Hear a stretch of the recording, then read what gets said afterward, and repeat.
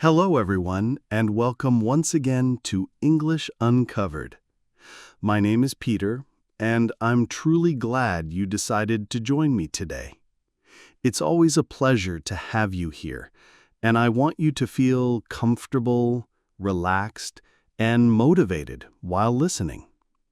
In this podcast, my main goal is to create an environment where learning English feels natural and enjoyable. That's why I will always speak in a calm and steady rhythm.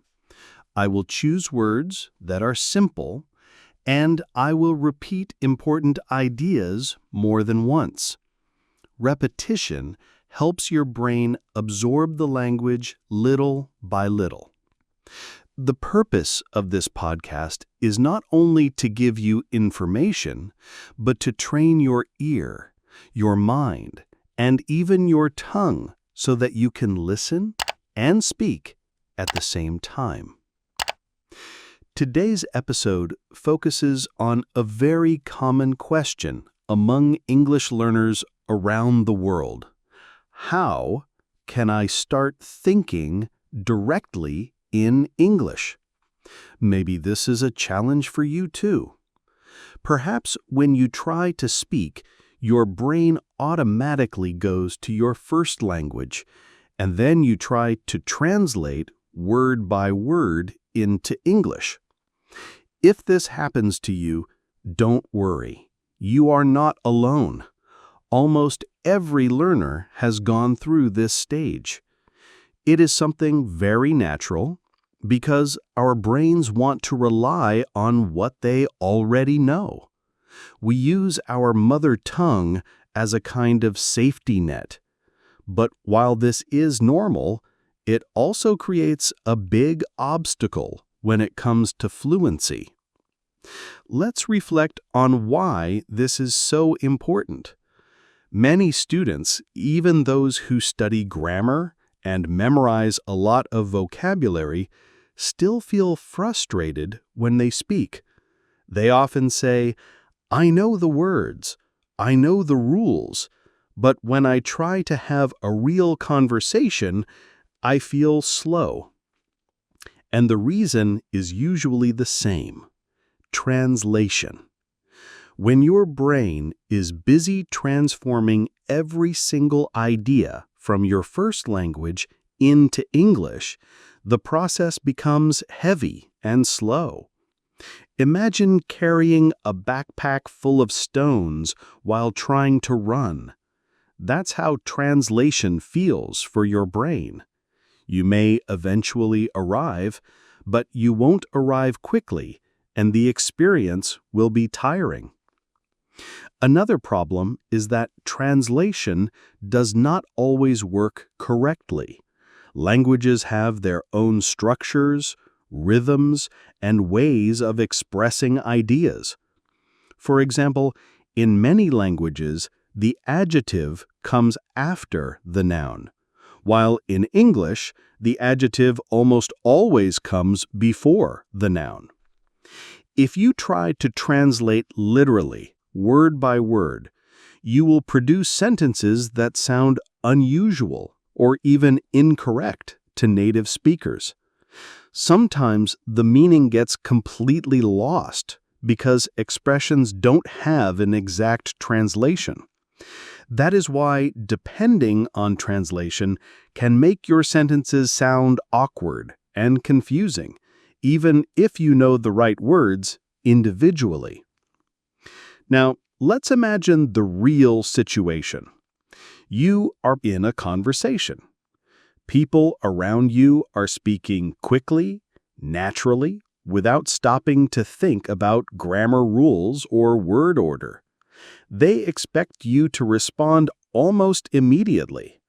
But if you are busy translating in your head, you will always be 1 or 2 steps behind. By the time you form your sentence, the conversation may have already moved on. This creates frustration, nervousness, and the feeling that you are not improving. But the truth is, the problem is not your intelligence or your ability, It is simply the habit of translation. That is why learning to think in English is such a powerful skill. When you stop relying on your native language and begin to form thoughts directly in English, everything becomes lighter. Your responses become quicker, more natural, and more confident. You don't need to pause for long seconds to find the right words because your brain already has them ready. Thinking in English is like opening a direct road in your mind instead of going through a complicated detour. It saves time, reduces stress, and helps you sound much more fluent. And here's the most important point. This ability is not something you are born with. It is not a gift that only a few people have. Thinking in English is a skill. That means you can learn it, you can train it, and you can improve it step by step. With practice and patience, you can teach your brain to stop translating and start creating sentences directly in English. This change won't happen overnight, but with consistency, it will become more natural every day. You'll sound more natural, I promise. And today I'm going to give you clear, usable strategies so you can start doing this for yourself. First, a quick reality check. Translating in your head is completely normal. When you begin learning a new language, your native tongue is the tool you use to make sense of everything. It's the comfortable path your mind chooses because it already knows that route. Think of your first language as a temporary bridge. It helps you cross over into English and carry your ideas across safely. That bridge is useful at first, but at some point you want to walk away from it. The goal is to be able to see a chair and think chair in English, not to think the word for chair in your own language and then change it into English. That extra step is what slows you down. Many students tell me the same thing. Tom, I know the words, I know the grammar, but when I try to speak, I stop. I freeze. I always reassure them that this freezing isn't a sign of failure. It's a sign that their brain is still using that bridge and doing the translation work. Translation takes time and energy, and when your brain is busy translating, you can't move quickly in conversation. People speak fast in real life, and they don't pause while you translate, so learning to form thoughts directly in English is the key to responding naturally and confidently. Now let's get practical. I'll show you how to begin thinking in English right away, with simple daily exercises you can use repeatedly. You don't need special equipment or a classroom, only a little curiosity and a willingness to practice out loud or silently. Below, I'll expand on the first two steps from that plan so you can start using them today. Tip number 1. Describe what you see. This is perhaps the easiest and most effective habit you can build because it fits into any part of your day. Wherever you are, practice naming and describing what's around you in English. Walk down the street and narrate in your mind. I'm walking to the shop. I see a tall tree. There is a red car parked by the curb. The air feels cool. Stand in your kitchen and say to yourself, I'm making tea.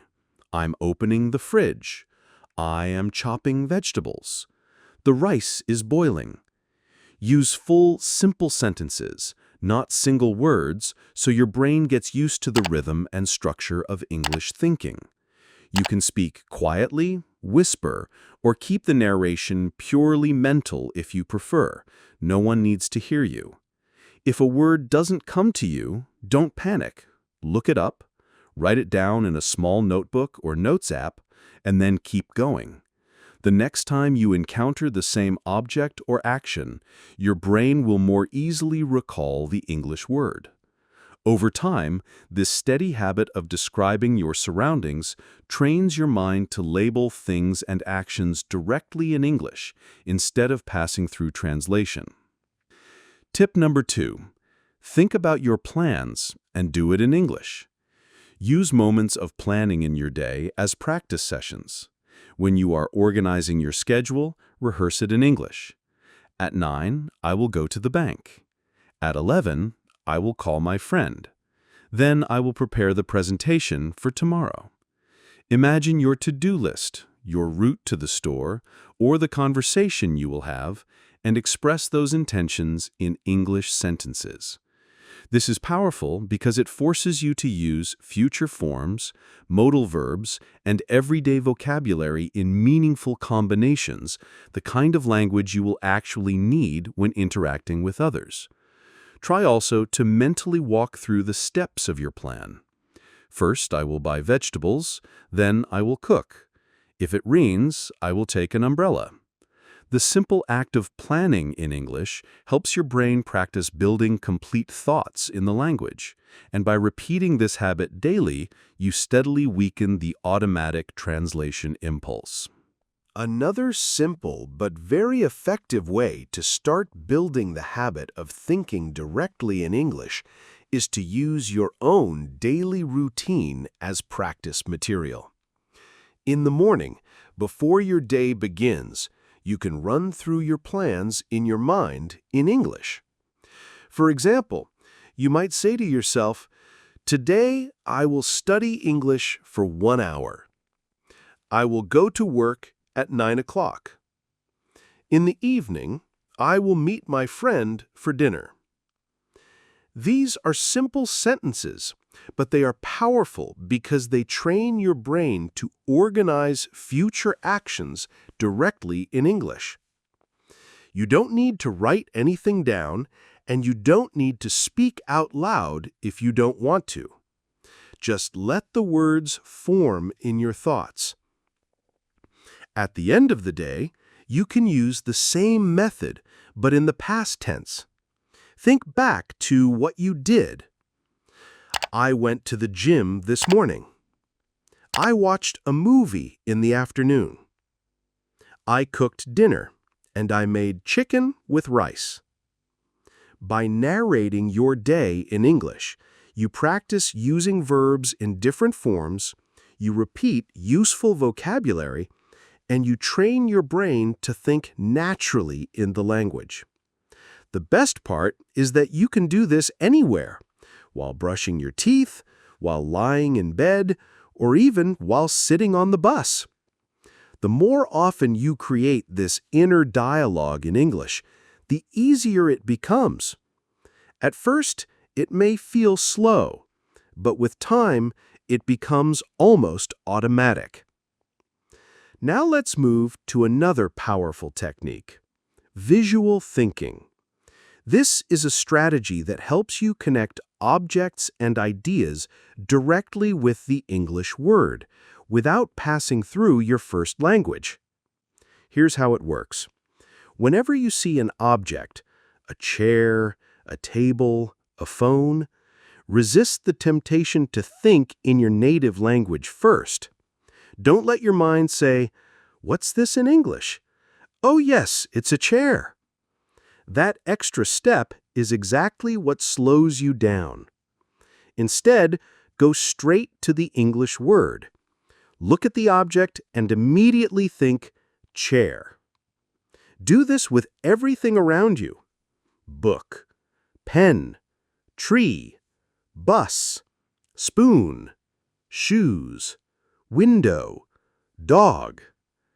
This simple mental exercise, if you repeat it every day, slowly trains your brain to create direct connections in English. After some practice, you will notice that you don't even think about translating anymore.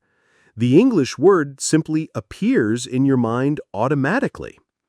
That's when you know your brain is beginning to adopt English as its working language. Finally, let's talk about shadowing, one of the most effective techniques you can use, and also one of my personal favorites. Shadowing means listening to a native speaker and repeating exactly what they say at the same time or just a split second after. You don't wait, you don't pause, and you don't translate.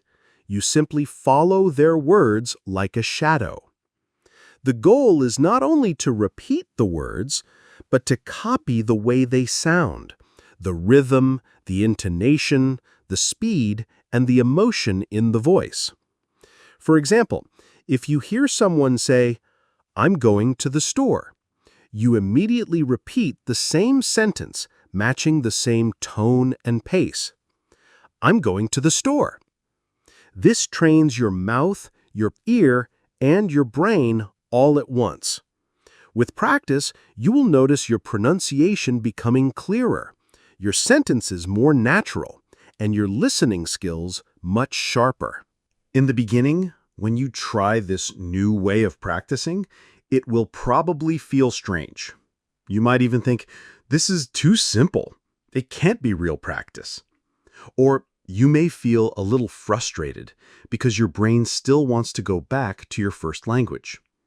That is completely normal. Every new habit feels uncomfortable at first. Think about when you learn to ride a bicycle or drive a car. In the beginning, every movement felt difficult.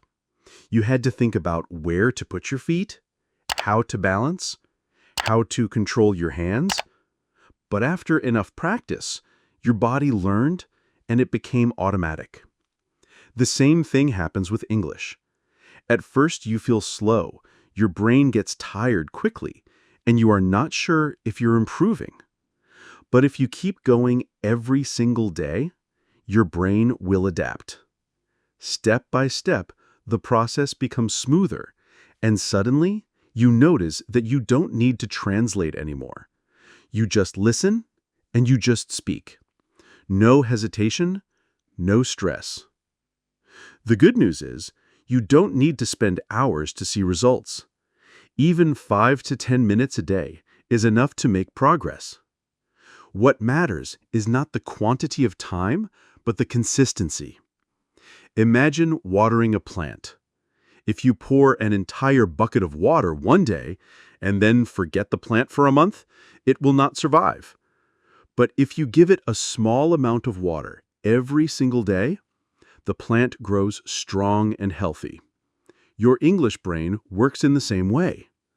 A little practice every day is much more powerful than a lot of practice once in a while.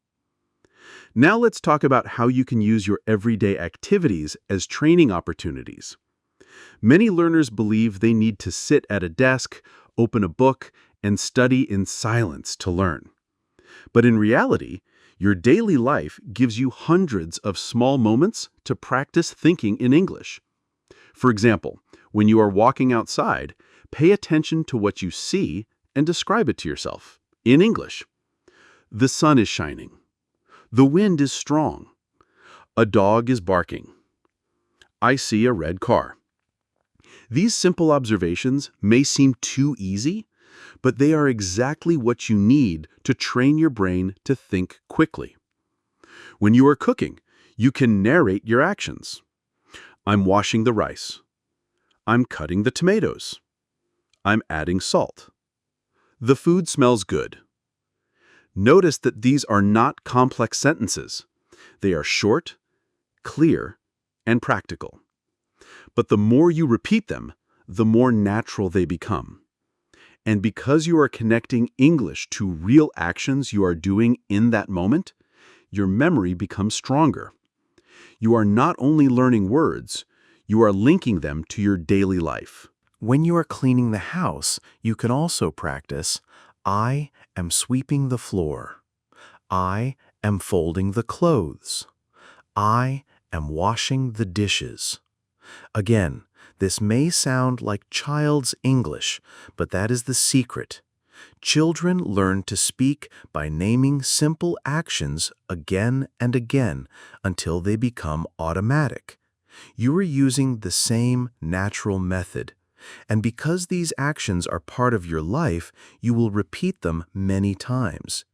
Every time you cook, Every time you clean, every time you walk outside, you have the chance to train your English brain without needing a classroom, a teacher, or even a book.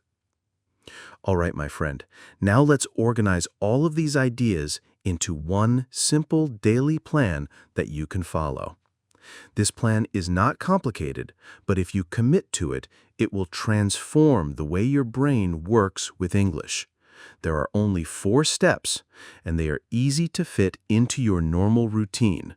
Let's look at them one by one, slowly and in detail. Step 1. Morning reflections.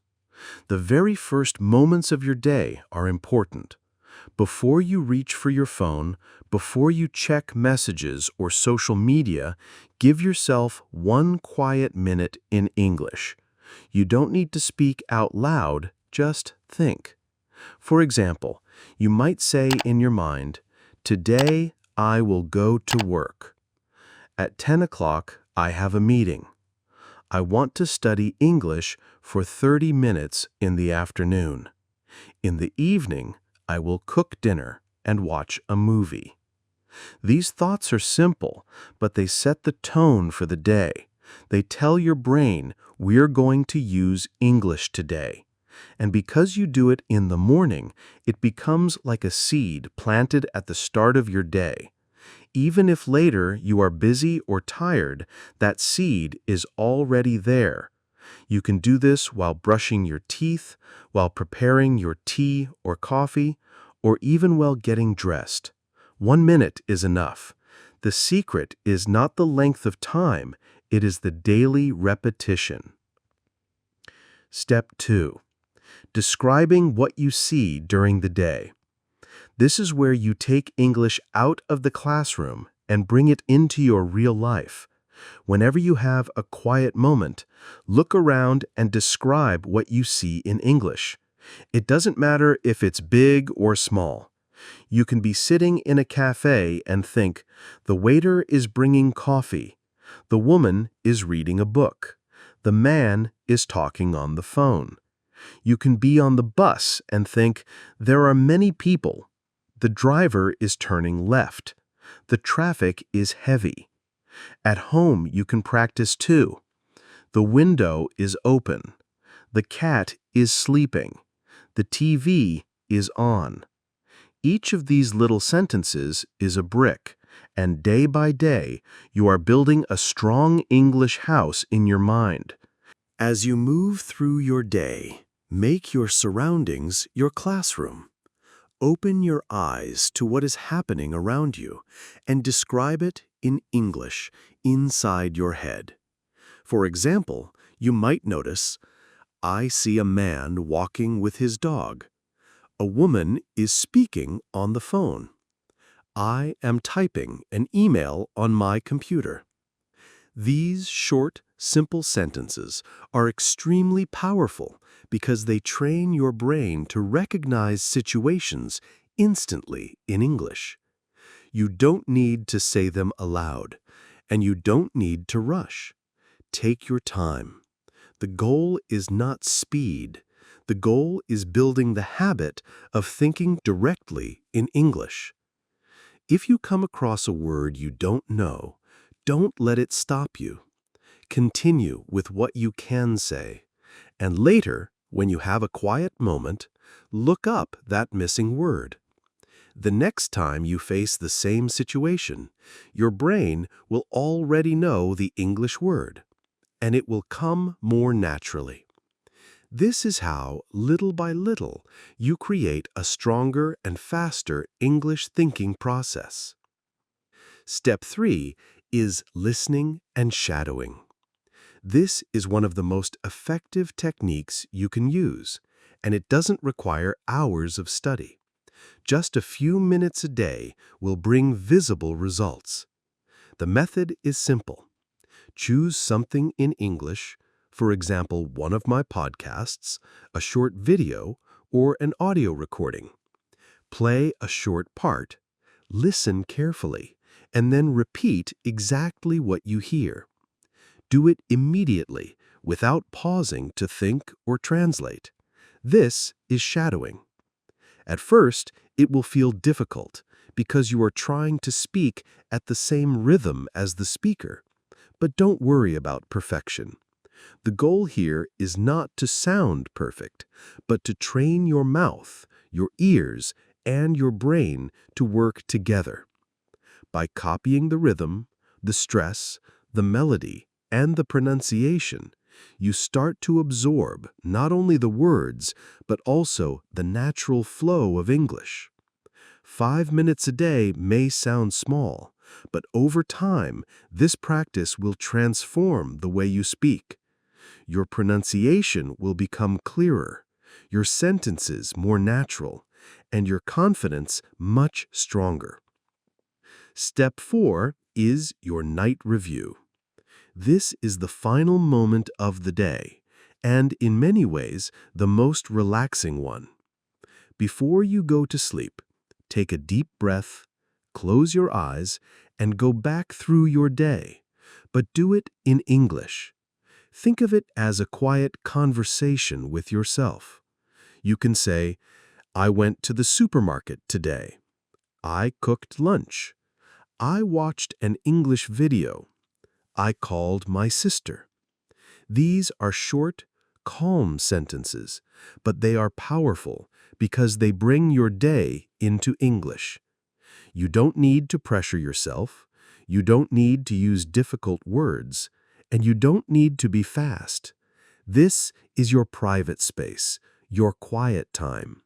The goal is simply to let your brain finish the day in English, so that even in rest, your mind is practicing. Ending the day this way is like leaving your brain with a final reminder. English belongs to me. I can think in English. When you repeat these 4 steps day after day, English slowly becomes part of your daily life. Not just something you study for 1 hour in a book. It becomes the language you live in, from the moment you wake up until the moment you fall asleep. And that, my friend, is how fluency is built. Not by memorizing lists of words, but by living your life in English, step by step, thought by thought. That's it. Just 4 simple steps, easy to remember and easy to practice. If you take them seriously and repeat them every single day, you will begin to notice a change surprisingly fast. After only 1 week, something inside you will feel lighter. You will be more comfortable, more confident, and less afraid of using English. And if you keep going for a whole month, your brain will start to adapt. It will slowly begin to recognize English not as a foreign language, but as a natural way to express yourself. At first, your brain will always try to return to your first language because that's the system it has used for years. That's normal. Maybe in the beginning, only 10% of your thoughts will be in English, but don't underestimate that. 10% is an excellent start. It means the process has already begun. If you keep practicing, even a little each day, that percentage will grow naturally. Soon, you'll notice that 30% of your thoughts are in English, then half of them, then most of them. It doesn't happen overnight, but with consistency, one day you will catch yourself doing something incredible. You will be thinking in English automatically, without forcing it, without translating in your head. And that moment is magical. It doesn't arrive with fireworks or a big announcement.